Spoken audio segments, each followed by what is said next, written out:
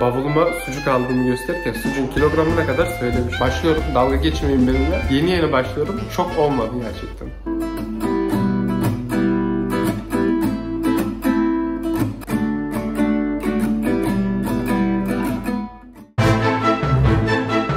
Çok fazla güneş var. Şimdi size bir şey anlatacağım. Çok ama çok fazla sinirim bozuldu bu konu hakkında. Bir saattir şu kapıda bekliyorum. Bu güvenlikler dedim ya, şerefsiz oluyorlar. Altını tekrardan çizip yuvarlak içine alıp renkli kalemle bir daha çiziyorum yani. Şerefsizler hepsi. Normalde şuradan girerken arkadaşlar sizin propuskunuza bakıyorlar. Propuskunuzda sizin hangi yurtta kaldığınız yazıyor ve ona göre burada yaşayıp yaşamadığınızı görüp sizi içeri alıyorlar. Ben de her seferinde normalde buraya propuskumda girerim. Bir kere bile benden neredeyse pasaport istemediler. Her seferinde geç dediler. Bakıyorlar, burada yaşadığını görüyorlar ve içeri alıyorlar. Ben de internetten kendime yiyecek bir şeyler sipariş ettim. Dışarı çıktım almaya. Propuskumu yanıma aldım. Dışarı çıktım şeyi almaya. Gelen ürünleri almaya. Kadın bana dedi ki bu sefer pasaportunu göster dedi. Hanımefendinin canı böyle istiyormuş. Hanımefendinin canı böyle istiyormuş. Bu sefer pasaportunu göster dedi. Dedim pasaportumu üniversiteye verdim dedim. O zaman dedi dokümentini göster. Ya dedim dokümentim şu an odada dedim. Normalde istemiyordunuz, o yüzden yanımda getirmedim dedim kadına. Yo dedi kadın dedi, biz dedi her zaman istiyoruz dedi. Ya yalancılığı görüyor musunuz arkadaşlar? Biz dedi her zaman istiyoruz dedi. Yok dedim normalde istemiyordunuz, o yüzden ben de getirmedim dedim ama odamda istiyorsanız getirebilirim dedim. Kadın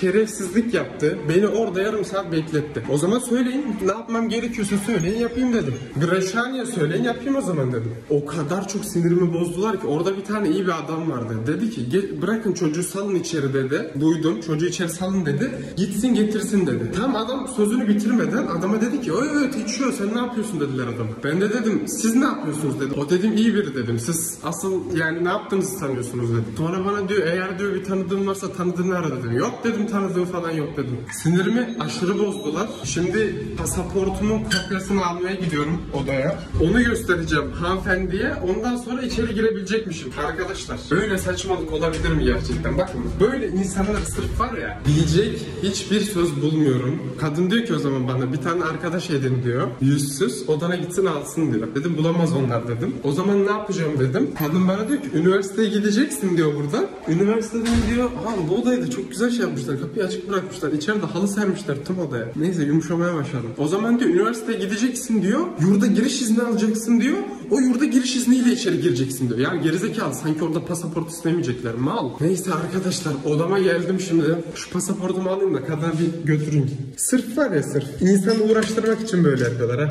Sırf insanı uğraştırmak için böyle yapıyorlar arkadaşlar. LED'leri falan koydum. Orada da LED'im var. Rus bayrağım var. 2 tane de Türk bayrağı koymuştum ama düştü. Gerçekten sinirim çok aşırı fazla bozuldu. Aldım şimdi. Buralarını falan göstermiyorum. İçinde işte pasaportunun fotokopisi, rejistrasyonun fotokopisi, migration'ın fotokopisi, yeşil kartın fotokopisi falan filan var. Allah'ım o da çok güzel olmuş buraya. Her neyse. Şimdi sırf kadına bunu göstereceğim. Sırf itmelik için yaptı yani. Uğraştırmak için. Arkadaşlar böyle insanları gördüğümüz zaman siz de böyle yapın. Vallahi diyorum bunlar bundan anlıyorlar. Artık bağırdım, sert konuşmaya başladım.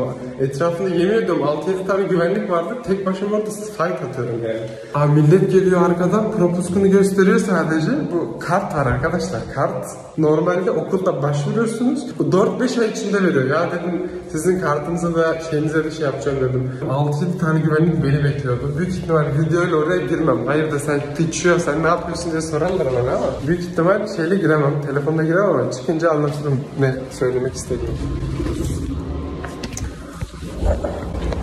Kadın bana diyor ki senin diyor bu puskanın üstünde resim yok diyor. Ben diyor ne yapabilirim diyor. Ya ben dedim ben zaten resim olmasını söyledim komendanta dedim ama komendant bunun gerekli olmadığını bana söyledi. Bu yüzden üzerinde resim yok diyorum. Neyse şimdi gidiyorum pasaportumu göstereceğim, oradan eşyalarımı alacağım. Neyse en kötü video çıktı artık şey diye başlık atarım. Yurttan atıldım, beni yurda almıyorlar diye başlık atarım. Neyse gazamız mübarek olsun, içeri giriyorum arkadaşlar. Вы хотите посмотреть, как заканчивается мой договор? Я увидела 22 августа. Kadın bana bir de diyor ki kapıyı açacağım. Elimdekiler çok ağır arkadaşlar, tutamıyorum. Şunları bir koyup öyle konuşmak istiyorum.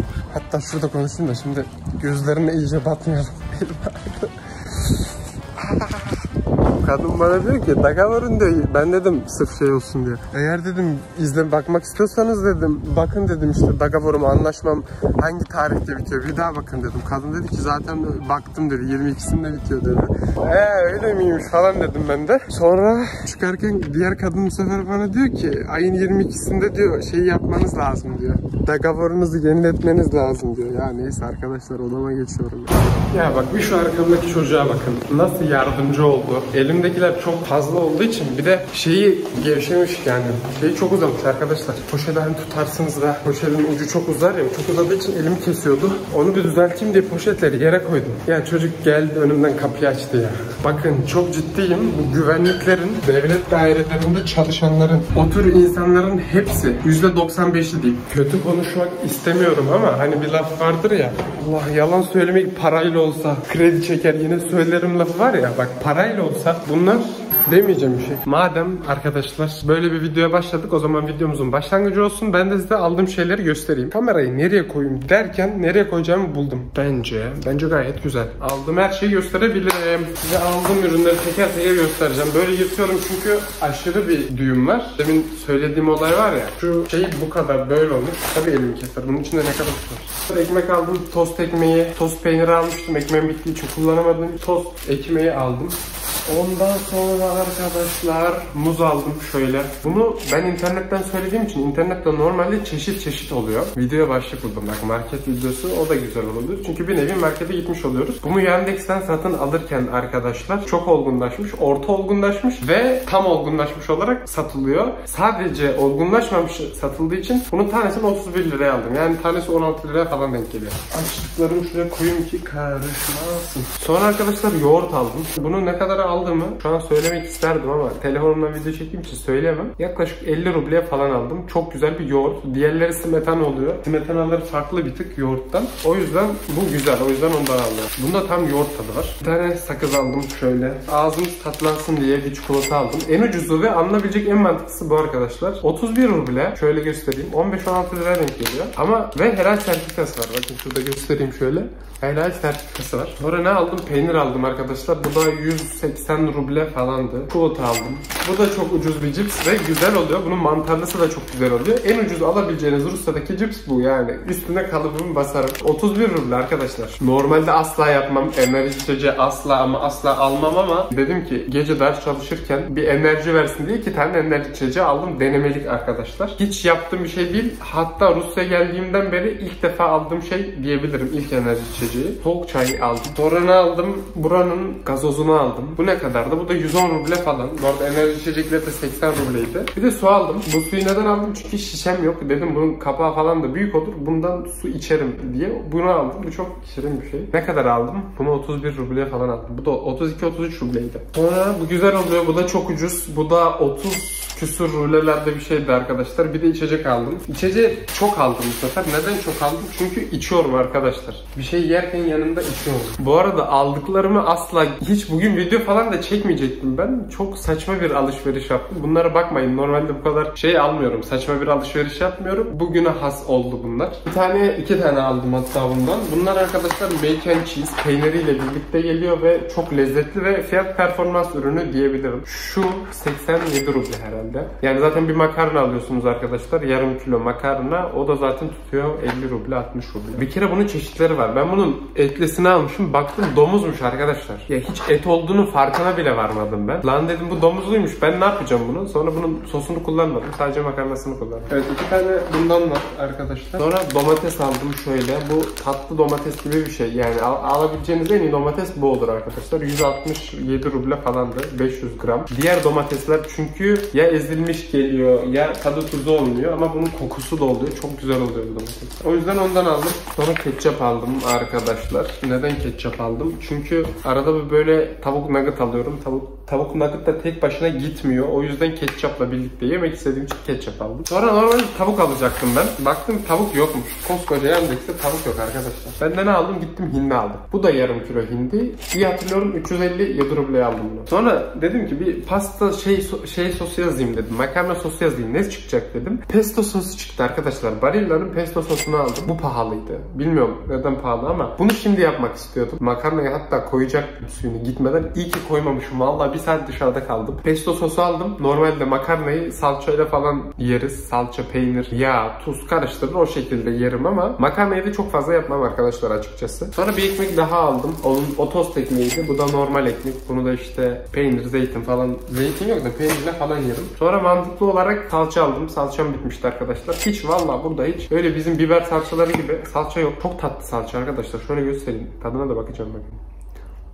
Tatlı yani. Bunu ne yap biliyor musunuz? Cips alın arkadaşlar. Tatsız cips. Batırın bunu yiyin. Öyle bir şey bu. Ne tuzu var ne tadı var. Tatlı bir şey bu. Son olarak da olmazsa olmazımız yağ aldım. Bu da çok ucuz bir şeydi. Zaten market videosuna gidip göstermiştim ama gittiğim market bir tık pahalıydı. Belki ileride bir market videosu daha çekerim. Neyse arkadaşlar aldığımın hepsi bunlar. Bu ne kadar tuttu? 2900 ruble falan tuttu. Bunlar beni ne kadar götürür? Bu beni 4 gün falan götürür. Yani 4 gün zorlar. 2 seferde şunu yesek. Belki tek seferliktir. İçecekler var. Onlar gün içinde biter. Bir günde var arkadaşlar. Bir günde bu biter. Bir de tost var. Tost yaparım. Bir günde de makarna biter. 4 gün sürüyor zaten. Diğerleri de domates falan da dolapta yeşilliğim var zaten. Yeşillik, peynir, domates, lavaş var. Lavaşın üstüne koyup o şekilde tüketiyorum. Neyse madem böyle bir video başladık. Ne yaptık videoda? Yurda giremedik. Yurttan atıldık. Market fiyatlarını gösterdik Rusya'da. Güzel. Bu tam bir market fiyatı olmaz. Çünkü bunlar şeyden bir tık farklı fiyatları oluyor. Ben neden buradan alışveriş yapıyorum? Neden mağazaya gitmedim bugün mesela? Çünkü arkadaşlar Yandex'in şöyle bir özelliği var. Ve benim şu an Tinkoff bankasını kullanıyorum. Bana dedi ki oradan alacağın her şeyde %40 indirim olacak dedi. Ben de o yüzden Tinkoff'tan aldım. Tinkoff banka kartımı aldım. Üstüne Yandex'ten aldığınız şeyler var arkadaşlar. Yani cashback verecek bana banka ve üstüne Yandex'te aldığımız şeylerde 2000'i geçiyorsan eğer fiyat olarak sana bir oyun oynatıyor. O oyunu eğer kazanabilirsen ki hiç kaybetmişliğim olmadı. O oyunu kazanabilirsen bir çark gibi bir şey döndürüyor. Oradan sana indirim veriyor. Diyor ki 5 gün içinde yapacağım. Diğer bir alışverişinde 500 ruble indirim. Arkadaşlar 500 ruble indirim zaten sizi kurtarıyor. Ve 1800 rubleyi geçtikten sonra kargo da bedava oluyor. Market fiyatlarıyla aynı, hatta bazıları daha ucuz oluyor. O yüzden buradan almam bu sefer benim için daha mantıklıydı. O yüzden buradan aldım. Video kaç dakika oldu? 10 dakika olmuş. Ya aslında direkt böyle Rusya market fiyatları diye bu videoyu tek seferde mi atsam? Nasıl olsa? Ya zaten 5 dakika konuştum. 10 dakikada bu var. Vallahi bak birden bir video çıktı. Mükemmel. Neyse birazcık daha muhabbet edeyim. Ondan sonra videoyu kapatırım. Sormak istediğiniz soruları soru cevap videosu çekebilirim. Aşağı sorularınızı yazın. Soru yazın. Ben oradan alırım. Öyle bir video çekebilirim ileride. Ve Rusya nasıl %100 burslu gelinir? Öyle bir video çekmek istiyorum. Onun dışında yakında okulum açılıyor arkadaşlar. 25 günüm falan kaldı. 20-25 günüm kaldı. Okula gideceğim. Okulda oluyorum. Rus arkadaşlarım olacak. Full hepsi Rus olacak. Çinli minli görmeyeceğim inşallah. Bakın Çinlileri seviyorum. Gerçekten karakter olarak güzel insanlar ama çalışma konusuna gelince yorumsuz. Tabi aralarında çok sıkı çalışan, çok çalışkan arkadaşlarım da var ama azınlıktalar. Çok azınlıktalar. Yüzde böyle sıfırlarda bir şeylerdeler ama olsun neyse. Onun dışında YouTube için sipariş ettiğim mikrofonum daha önceden benim 11.000 rubleye satın aldığım mikrofon. Kaç TL yapıyor şuraya yazarım. Türkiye'de ben kaybetmedim ama kaybettim diyorum. Tamam mı? Odamda bir yerde, o evde bir yerde kayboldu. Bulamadım arkadaşlar. Bir ay boyunca aradım ama mikrofonu bulamadım. Buraya gelince aynı mikrofonu tekrardan satın almak istedim. Yurt dışından geliyor bu arada. Rusya kural getirdi arkadaşlar. Yurt dışında yani Rusya'daysanız eğer siz yabancı bir vatandaşsanız yurt dışından ürün getiremiyorsunuz buraya. Böyle bir kural geldiği için normalde ben vizemin fotoğrafını gönderdiğim zaman gümrük için yeterli oluyordu. Çünkü benim adıma ürün gelebiliyordu. Ürünü satın aldım arkadaşlar. Parayı gönderdim. Benden pasaport bilgilerimi istedi. Ben pasaport girmeye çalışıyorum. Sadece Rus pasaportu giriliyor arkadaşlar. Başka bir pasaport giremiyorsunuz. Ya dedim arkadaşlarıma sordum. 48 saat süresi vardı. Öğrendim. Yasaklanmış arkadaşlar. Herhangi bir şey getiremiyorsunuz. Ben de Rus arkadaşıma bunu söyledim. Dedim benim yerime getirir misin, sana parayı atayım. Parayı attım arkadaşlar. Benim yerime sipariş etti. Yaklaşık 10 gün falan oldu. 10-12 gün falan oldu. Tahmin edin ne oldu? 11.000 rubleden 9.500 rubleye düştü şu anda. Hayat arkadaşlar işte yani görüyorsunuz değil mi? Neyse mikrofonum da gelecek inşallah 20 gün içinde falan. Belki daha erken de gelebilir. Sonra gitarımı getirdim. Burada gitar çalabiliyorum. Acaba çalsam telif yer miyim? Burada bir iki bir şey çalsam güzel olur ya. Vallahi güzel olur arkadaşlar. Biraz geri koymam lazım ama. Ama sesin de güzel de gelmesi gerekiyor ya. Neyse buradan çalayım. Şimdilik 2 tane şarkıya çalıştım arkadaşlar. Tam bitirmememe rağmen sadece melodisini hafif hafif söyleyebiliyorum. Daha elim tam alışmadı. O yüzden çalışmam gerekiyor. Lütfen bilenleriniz varsa benimle dalga geçmeyin. Ses de eklemeyi düşünüyorum ama sesim gerçekten uygun olduğunu çok düşünmüyorum. İlk şarkımı saydım. Bunu burada Elif diye bir arkadaşım vardı. Ben zaten o bana gösterdi ilk başta. Ben bir heves ettim, dedim beni bir çalıştır dedim. 1-2 gün çalıştık birlikte. Oradan kalmıştı bu. Bir de onu da ben çalayım. Hatta çalarken siz şey yapın. Hangi şarkı olduğunu tahmin etmeye çalışın arkadaşlar. Başlıyorum. Dalga geçmeyin benimle. Yeni başlıyorum. Çok olmadı gerçekten.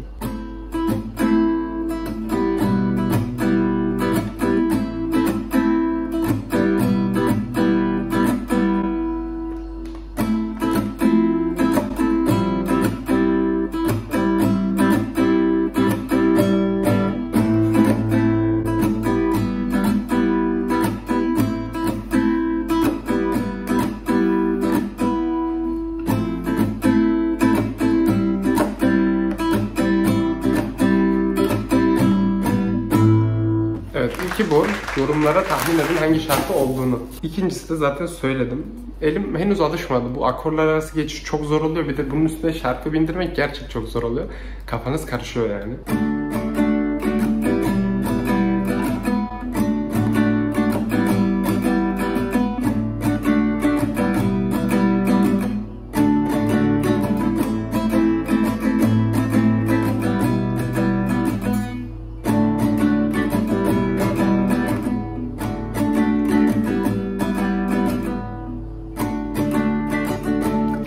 Karıştırdım. Neyse arkadaşlar böyle olsun. Bir de herkesin bildiği tabii caddelerde rüzgar var. Neyse. Telif falan yeriz şimdi diyormuşum. Videomuz bu kadar olsun.